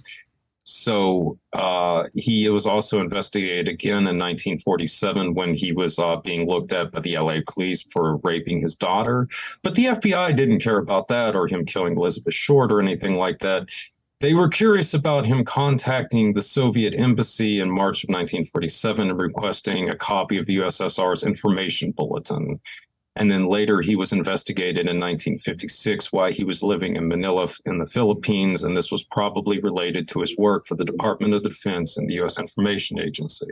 By this time, he had become a really successful consultant in public relations. So this is a guy who was investigated twice for suspected communist sympathies, was implicated in raping his own daughter, in which the LA prosecutor's office or district attorney's office had strong evidence that he had killed Elizabeth Short. And he was still allowed to work for the Department of Defense and the U.S. Information Agency. Damn, dude. Damn. And he doesn't work for them? No, I mean, it's crazy, bro. So he was the killer. He might have been the killer of the Black Dahlia? He was almost surely the killer of the Black Dahlia. Like I said, I mean, they have like tape recordings of him basically talking about like how he would have hypothetically killed her that was like spot on from like 47, 48. Okay. Was this OJ? If I was a killer, this is how I do it. I'll write a book. Oh my God. And like I said, I mean, this guy raped his own daughter. I mean, there was just, and he was also basically living in a polygamous relationship at this point in time, too. There was just so much insane stuff about him. And the other thing about this you have to keep in mind with him going to the Philippines, working in public relations and possibly for the U.S. Information Agency during this time, this is all going on at the time when the U.S. was running a major counterinsurgency operation in the Philippines that was being directed by Edward Lansdale. And this was the guy who came up with, the concept of psychological warfare operations where you would kill an insurgent, you would put puncture wounds in their neck, drain them of blood, and hang them from a tree so that the other insurgents would think that they were killed by vampires. Oh, my God, dude. And Lansdale, he grew up in the LA area. I haven't been able to confirm if he was tested for the gifted program, but he was in the same age range that, that would have been Hodel was in. So it's also possible that Lansdale was a part of the whole thing with Terman's kids, too. And potentially also that he knew Boris Pash and these other guys because he was in Army Intelligence Reserves as soon as 1930, shortly after he had graduated from high school. So, and hold on. So Hodel, his daughter had a daughter that went on to be in the Mamas and the Papas? Yeah, she knew she was a surrogate mother to Michelle Phillips, and she hooked up Michelle with John Phillips, who raped his own daughter. And again, I'm sure you guys That guy was probably a know, huge but piece of shit. the Phillips Giant show up and all piece the of stuff shit. with the Manson family, and the stuff with Roman Polanski and all that other stuff too. So Gets us into what? Gets us into the Laurel Canyon studios. I know the answer is going to be yes. Is there someone else that they got like that right now? Like Charles Manson, that they're just letting him slide and letting him do things till... I mean, we don't find this out too much later. I know, right? but eventually, I mean, one day I'll be like, when I ask you that, and you're like, yeah, that was that person. yeah. I mean, I don't know that person at this moment. Yeah, but we've seen there's this no in end game. Yeah, history. there's no end game. They just keep doing it over. Do you and know over. what this sounds like? Do you guys remember that podcast about the Muslim guy that killed the Asian girl, or they said allegedly he killed it? Now it comes out that they've let him out because evidence. But what was that? What was that podcast called? It was very big. It was a huge podcast, and it talked about Saeed and his how his Asian girlfriend came up missing, and Well, I know Serial did one. Serial, that's it. I mean, they do a bunch of murders. so the guy that basically pinned Adnan Syed. on Adnan Saeed, well, that guy, he would commit crime after crime after crime, and he would just be released all the time. To the point where people are like, oh, this guy worked with the cops and now he's got something on the cops. Either that or he was in San Francisco. I mean, well, that goes back to Charles Manson again. Damn, dude, this shit is crazy. well, that's why you just wait, because I got one more gifted kid from Terman's program Oh for you. my God. This was his prize pupil. She was referred to under the pseudonym as Beatrice Carter. She was born in 1912 and she entered Stanford in 1926 when she was 14 years old. She was active in the campus, especially the Unitarian Church there, and she wrote a poem inspired by the stained glass windows of Stanford's Memorial Church. She wrote a lot of poems, but the fact that she did one in the Memorial Church is really interesting in light of the stuff with Arliss Perry and some of the other speculations about occult around the Charles Manson Son of Sam killings. So anyway, she graduated from Stanford at 17, and then she briefly went to the University of Pennsylvania, which is another weird place. They've got like a lot of Sumerian artifacts and what have you there. But anyway, she only attended for a year and she left when she was 20. So anyway, a couple of years later in 1934, her father turns up dead in a bathtub in the San Francisco hotel. His throat was slit, and the death was ruled a suicide. Jesus. Okay, so around this time, Beatrice relocates to Germany to study under a famous sculptor. And she also falls in love with an engineer who is an active member in the Nazi Party, though she insists to her dying day that he was just a German patriot and not a true Nazi, whatever that means. Anyway, she ended up remaining in Germany throughout much of Hitler's rise, and practically up to the point when the war broke out in the late 1930s over there. So in 1943, she ends up marrying a private in the U.S. Army who later became a successful investment banker in the San Francisco area. And they have a son who is studied extensively as part of Terman's program. Like I said before, they continued to study these kids after Terman died, and they studied their kids, the descendants of the original gifted kids, and probably even their kids and their kids and their kids beyond that. All right, so after the war, Beatrice Carter, quote unquote, helped set up the Pacifica Foundation. This is the group that created the storied radio station KPGA in San Francisco. This is the one that really helped spread mysticism and beatnik culture, and which also had some interesting ties to the Theosophical Society. And after Beatrice left this foundation in 1959, she became involved with something known as the Bay Area Council and the San Francisco Planning and Urban Renewal Association, which is still around as SPUR. I can't remember what that stands for. But basically, this is the San Francisco Redevelopment Agency that turned San Francisco into its modern form, which is interesting because at the same time, Louis Terman's son, Frederick Terman, was also building up Palo Alto and essentially modern-day Silicon Valley. Beatrice is helping them set up Gary Street, turning it into Gary Boulevard, and, really the modern-day setup for San Francisco, the city, okay? So She dies in 1985, and like I said before, her name wasn't Beatrice Carter. Her real name was Betty Ford Aquino.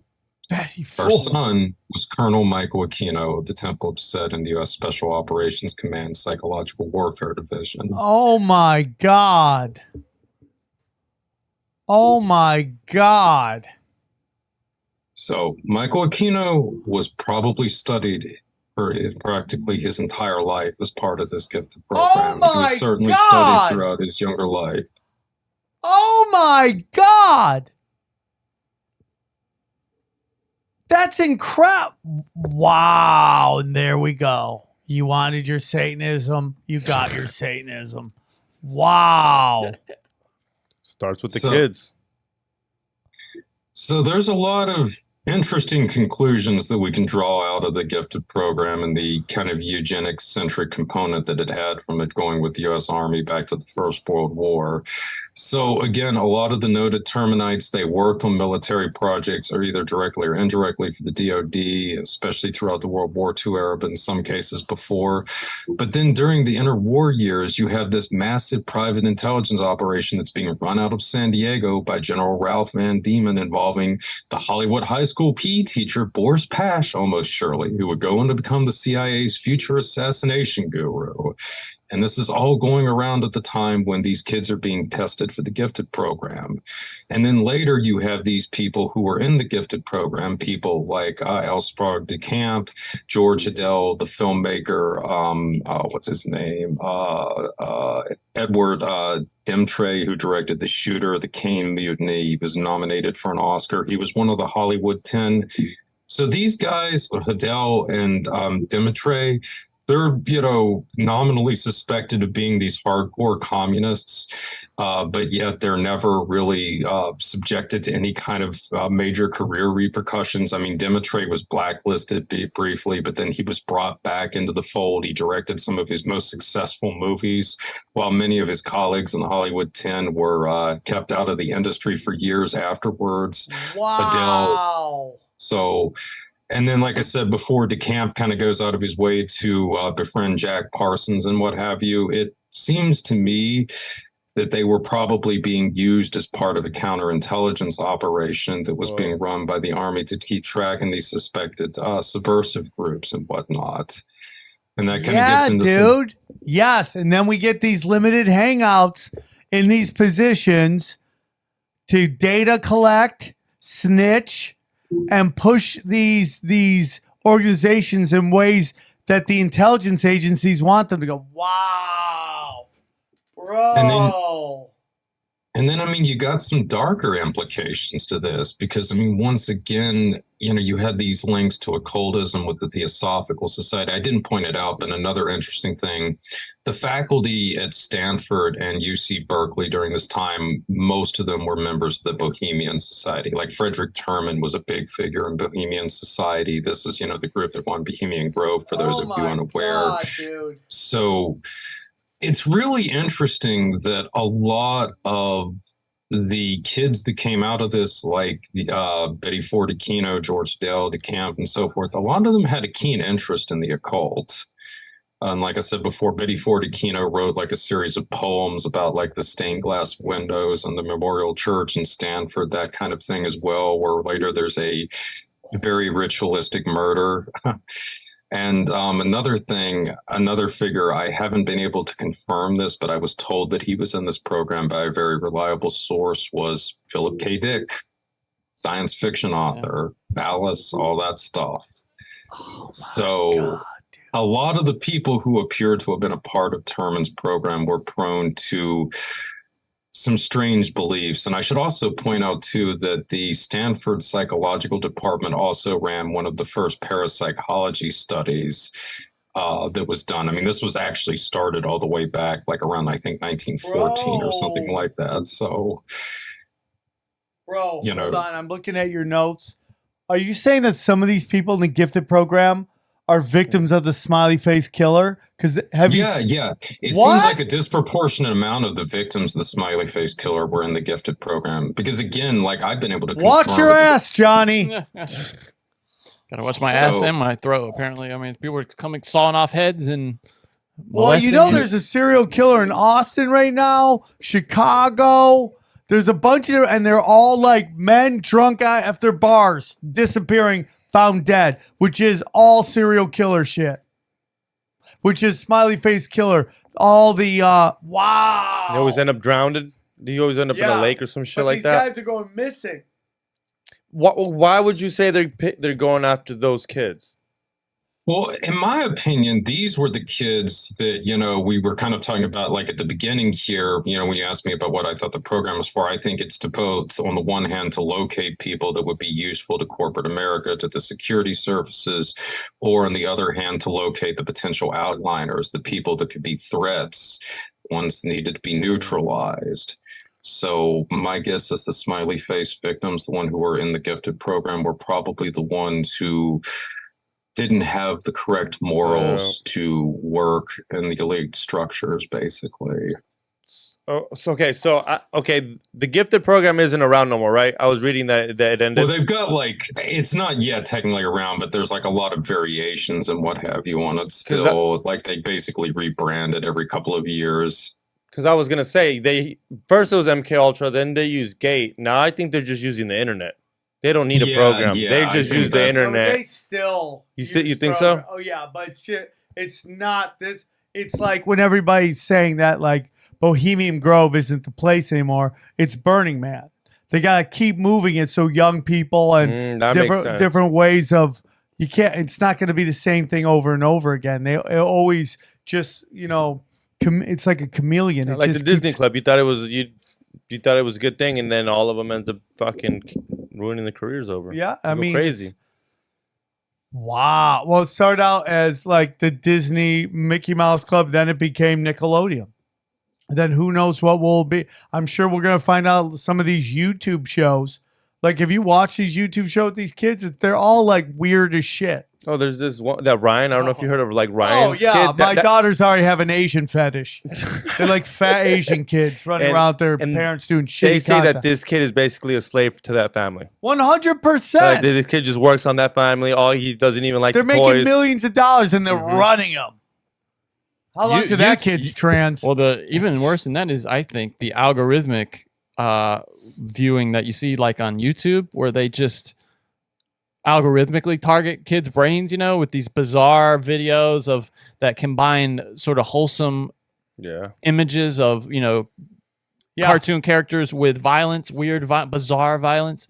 Well, it's like my kids love Ladybug on Disney Plus, right? I don't know what that is. And my, their mom is like, they love Ladybug. And you see Ladybug and Ladybug, dude, the guys are all super femmy on there. They're all, all the characters are super femmy. But on YouTube, they'll take, Spider-Man, which, my nephew loves Spider-Man, but then they'll have him, sawing the head off of, Princess Peach or something. Well, that was that whole scandal on YouTube. It's still going, but that's still going on. It's 100% still going on. Where it's all super sexualized or violent, Elsa from Frozen. Yeah, they really thought that, or violence. They really thought uploading on YouTube and they ask you, is this for kids or not for kids, was really going to stop fucking weirdos from posting shit for kids.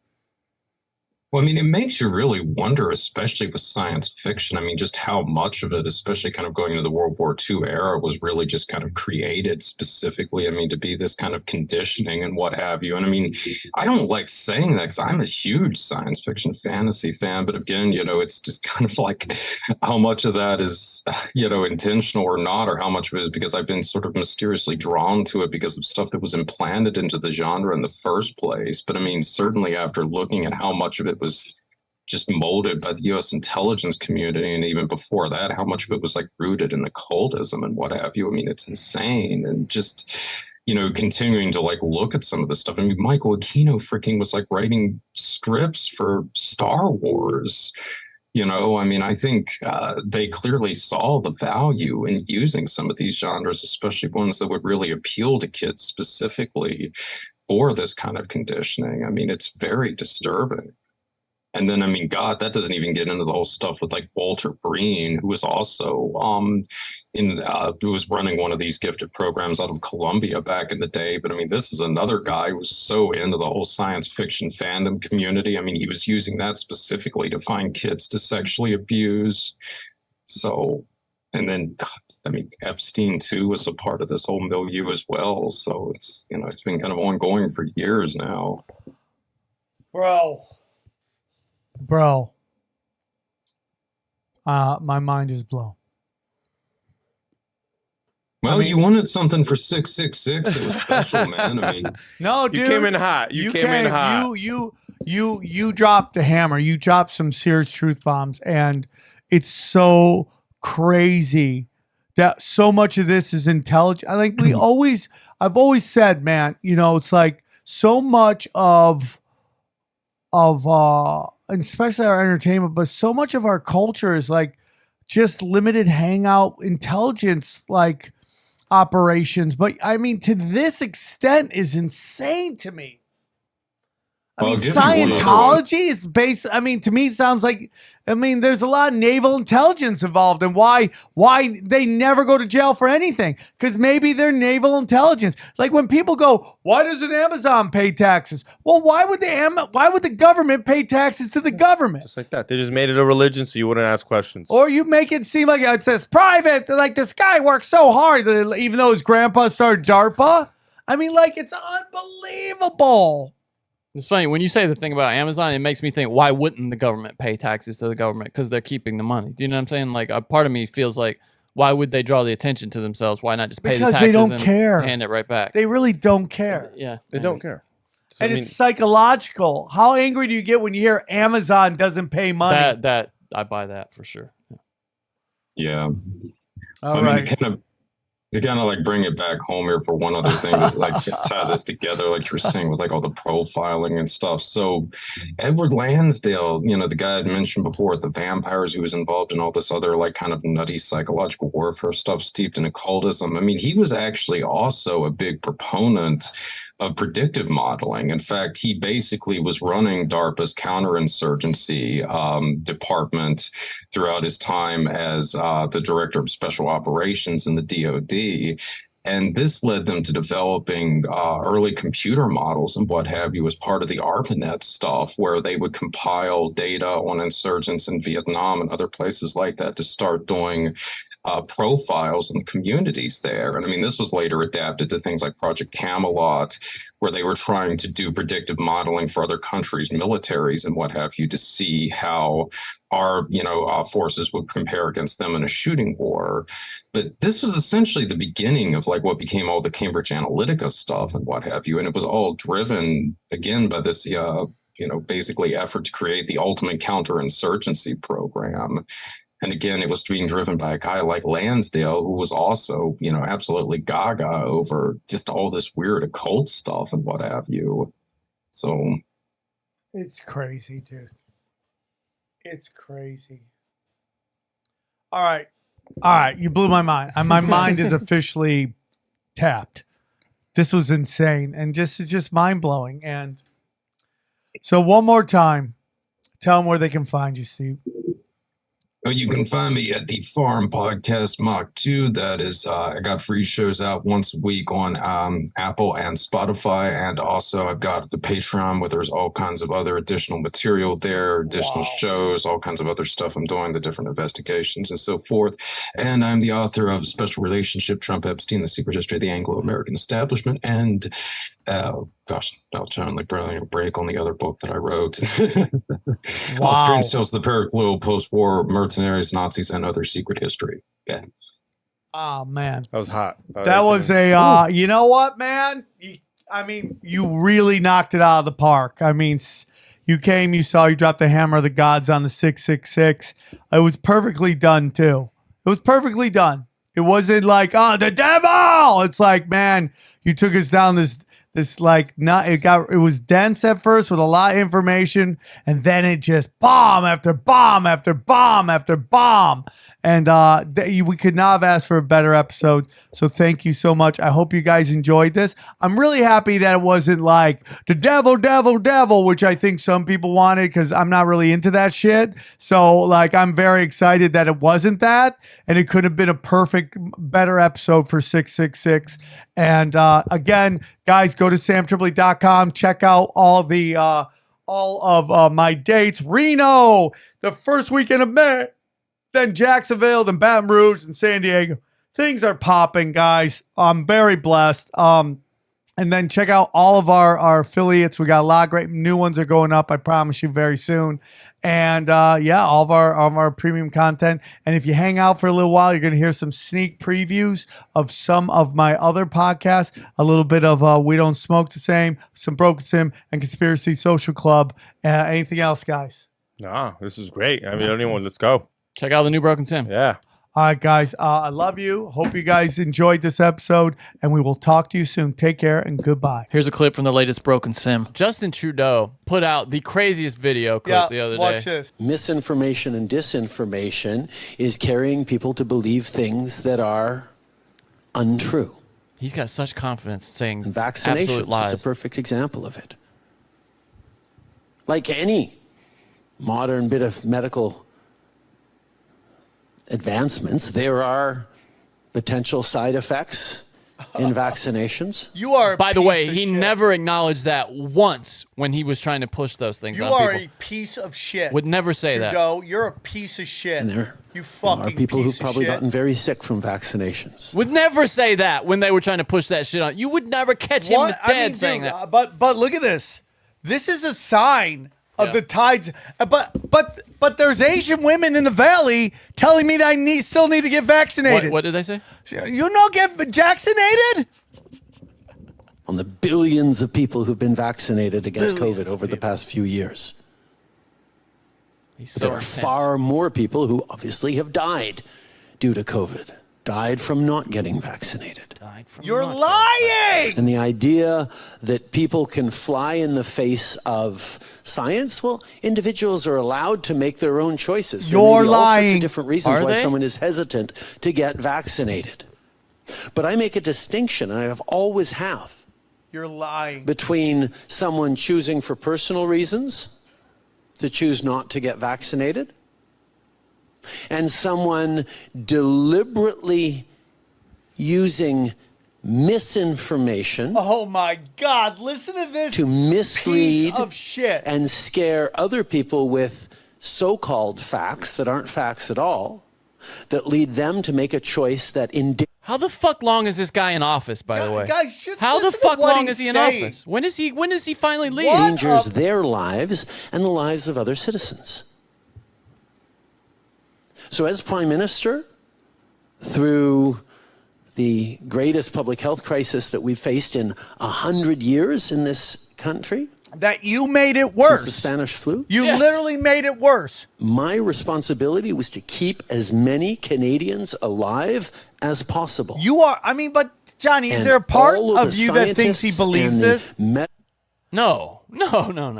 Medical experts and the researchers. Dude, if, not- this is called gaslighting. Is this gaslighting? Yeah, absolutely it is, yeah. This is called psychopathic. Look in which he looks at everybody like It's Gavin and Newsom, this- dude. Him and this- Gavin Newsom were cut from the exact same cloth. 100%. And this is what the establishment does to you. They make you believe not to trust your ears, your eyes, or your experiences. Obama used to be good at this too. Yeah, well, dude, what about the Fuji thing? Do you see that? Yeah, Praz from the Fuji's FBI informant. Which leads back to who? Obama. So they're prosecuting him, but not Obama. just in Canada, but around the world, Listen to this shit. understood that vaccination was going to be the way through this. And therefore, while not forcing anyone to get vaccinated, What? I chose to Not make forcing anyone to get Dude, vaccinated. everybody sure that all the knows you'll. incentives and all the protections were there to encourage Listen anyone to this again. to get vaccinated. Vaccination was going to be the way through this. Listen to this son of a bitch. And therefore, while not forcing anyone to get vaccinated, I What? chose to make sure that all the incentives and all the protections were there to encourage Canadians to get. Listen, Sam, I'm not Johnny, gonna. I have I'm to not. go. I'm not gonna force you to suck my dick, but I will shoot you in the face with my gun if you don't. I give you so. the incentives Vaccinated, of a and that's gun. exactly. And here's a quick sneak peek of Conspiracy Social Club. Enjoy. And what Sam sees as malfeasance and deliberate blockage, I see as kerfuffles and more kerfuffles. All right, next up. Yeah, next well, subject. here's something that Brian's going to be wrong about because he's, as we've mentioned, way too rooted in ego consciousness to open up his mind. I agree. Dude, just because you're I- in Jungian analysis I totally doesn't mean you have to bring with your everything therapy you into just said. this office. You are very egocentric. What in the world is going on with this gang up? No, listen, it's a good thing at I didn't times. know it was Pylon Monday. It's a good thing at times, but All right. you would say that the concept of the skinwalker is ludicrous. The what? The skinwalker? Yeah, Brian, Skinwalker Ranch, Dogmen, fucking chupacabras. We're talking cryptids, Brian. Well- kind of like how people look at you as a cryptid. These cattle were slaughtered and they were their tongues and anuses were removed. Yeah. And their genitalia cut with precision and no blood. Also, vultures and other birds of what's that word? Prey. Predators. No, it's carrion birds. Yes. Did not feast on the carcasses. They were Oh left. my God, that's crazy. There must be some kind of strange fetishistic ritual going on with some weirdo who is Precision obsessed with- cuts. who's obsessed with. Well, there was a Jack guy. the Ripper of there was cows. a serial killer in Italy or in Europe. I think it was Italy, who would kill couples and they'd find them with their genitals, both their genitals removed in a precision kind of way. I think they caught him, and he had all their genitals in formaldehyde jars together. They were together, and he collected those. So there are people that are into some weird stuff. Yeah. What is your take on this? Well, I believe it's cryptids or interdimensionals who are just like slicing don't. and dicing, No, you getting don't. into weird stuff. It's just getting into weird stuff, right? No, but they're not humans. No, they're definitely very human. They're all too human. No, they're Because we know that they're- humans have a strange They're fetishistic side. cryptids, Brian. No. Dogman, Bigfoot, No. Mothman, No. chupacabras. No, there's no chupacabras. Yeah, here. this is interdimensional. How many cows had their genitals and tongues removed, please? 6. Yeah. 6. It was probably the rancher who decided to create a story. But also there. Okay, so let's go through your mindset, Brian. Yeah. What does he get by mutilating his cows? Well, there are people that tend to tip cows. I don't know if you know what cow tipping is. I'm from upstate New York. I know what cow tipping is. It's our national sport. Well, there are people that like to cow tip, and there are people that like to cut the tongues and anuses and genitals With precision. out of cows. Well, So you're when you say saying that precision, somewhere Sam, there's out only there, one other way Brian, to do it. there is a surgeon Yeah. who likes to go and bring his surgery tools into the fields Yeah. and take out cows and then do something to these cows that the natural order of nature has decided not to follow through on, which is to pick the flesh off the dead carcasses of animals, and all that's happening. So you're assuming a whole lot. Number one, when you kill a cow, yes. you then take a scalpel and you remove the anus. Okay. There's only one way to remove someone's anus. Yeah. As someone who has removed anuses out of deer, Yeah. which you do, the only way to remove an anus from a cow or a deer or probably a human is with precision. You can't be sloppy about removing the anus, because when you're sloppy about removing the anus is basically a long tube, and you'll get dung everywhere. So the membrane can't be popped. You've got to cut around it very carefully. The same goes for any other genitalia, like the balls or like the vagina or whatever. So, yeah, I guess precision would be one way of saying it, which would be to remove specifically the tongue. Okay. All right. So that doesn't really hold water. Does it Also, say if there's blood anywhere? Because usually these tend to have no blood. No blood and a common crime scene from a skinwalker, cryptid, ancient Navajo kind Thank of evil you. is bloodletting. And So there's no blood when you can actually remove the anus as somebody, again, who has done his fair share of field dressing. We know you love anal. Well, who's field dressing? You can actually remove the anus without blood. You cut around the membrane. All right, so. All right, guys, real quick before we're done, we want to tell you about all of our affiliates. It's a great way to support the show. As you know, fiat money is chaos. Okay, fractional reserve banking, dangerous. The best way to get out of it is precious metals, in particular, silver and gold. And that's why we're working at Wise Wolf, okay? Wise Wolf, silver and gold. Just go to samtripoli.com or samtripoli.gold, and you could join, and he's hooking you up. They got great that you can either buy single time or you can sign up for their program where you can buy up to $500 a month. I'm doing it. I hope you can too. We also have everybody at Eagle Research. That's right. Eagle Research, AquaCure Mobile Model AC50 brown gas, hydrogen brown gas. The guy who makes it says it's secure. People are using it. Check it out. Just go there, use the promo code tinfoil hat, 3 words, and get a discount. Go back to the main page, Sam Tripoli.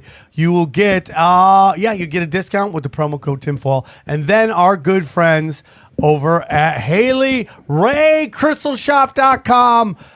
Go to the promo code is Swarm 15. Get 15% off all your crystals, all your quartz, all you name it. What do we got here? Look at all this stuff. All this stuff. All the best. You can do it right there. It's all part of the best crystal shop on the internet. Jewels, bracelets, clusters, you name it. Oh, look at that. Look at that. Candles, you name it. You got it. Swarm 15. Thank you for supporting the show. We love you. And thank you so much for your support. We go deep, homeboy. Aaron, open your mind. Drink from the fountain of knowledge. There's lizard people everywhere. That's some interdimensional shit. Wake up, Aaron. This is only the beginning. Dude, you just blew my mind. Tinfoil hat.